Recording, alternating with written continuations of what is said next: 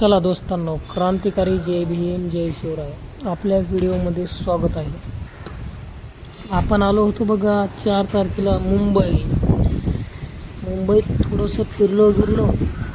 आज आहे 11 तारखेला आपण रिटर्न निघलो आहे. परतीचा प्रवास आहे पुणे या ठिकाणी. ट्रेनमध्ये बसलो बघा, झनकन जात आहे. फास्ट ट्रेन आहे. घाटाचं लोकेशन एकच नंबर. कशी बघा धुवा गिवा होते घाटात, आहे का काही विशेष नाही हो. आत्ता जाणार आहे आपली ट्रेन बोगद्यात तर खूप मजा येते हो. काय सांगायचं आहे, सगळा अंधार किट. हे बघा गेली आपली ट्रेन. बोगद्यात खूप अंधार होता. किर्र असा आवाज येऊ लागला. मस्त आता निघली आता समोर निघली बाहेर बघा. परत एकदा गेली. हे बघा बोगद्यातलं नंबर 1 लोकेशन होतं. अंधार किट होता पूर्ण लगे.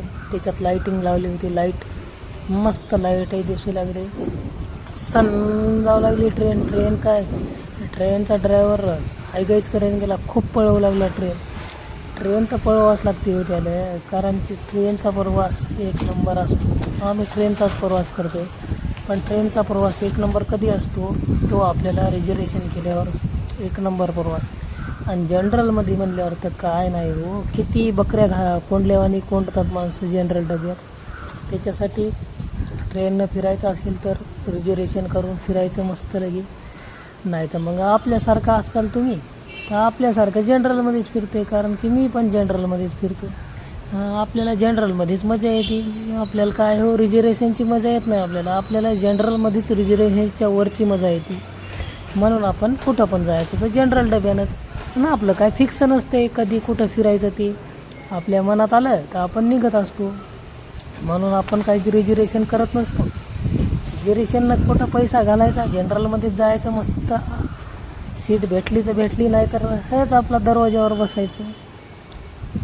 दरवाजावर बसून बघा मस्त एक नंबर लोकेशन दाखवत आहे तुम्हाला घाटाचं. हे आहे लोणावळ्याजवळचं लोकेशन बघा. आता आम्ही जात आहे पुणे या ठिकाणी. एकच नंबर आहे लोणावळ्याच्या जवळचं लोकेशन. मस्त लगे तुम्ही बघा, एन्जॉय करा लोकेशन. कधी आले या रोडनं तर नक्की सांगा. बघलं का नाही हे लोकेशन व्हिडिओमधलं मी दाखवलेलं. पुणे ते मुंबई जाणारे लोक तर रोजच बघत असतील. आणि ट्रेनचा ड्रायव्हर तर रोजच बघते.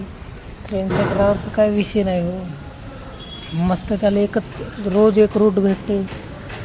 एकच रूट राहते त्याचा, काही विशेष नाही. मस्त लगे एन्जॉय करत आम्ही जाऊ लागलो आता पुण्याकडं. मी आता पोहोचणार आहे 1-1.5 घंट्यात पुणे बघा. पुण्यात गेल्यावर काय मग आरामशीर आपलं काम चालू द्यायचं. नाही काम नाही, आपल्याला परत एकदा गावाकडं जायचं आहे. पुण्यात जायचं आज, उद्या जायचं गावाकडं.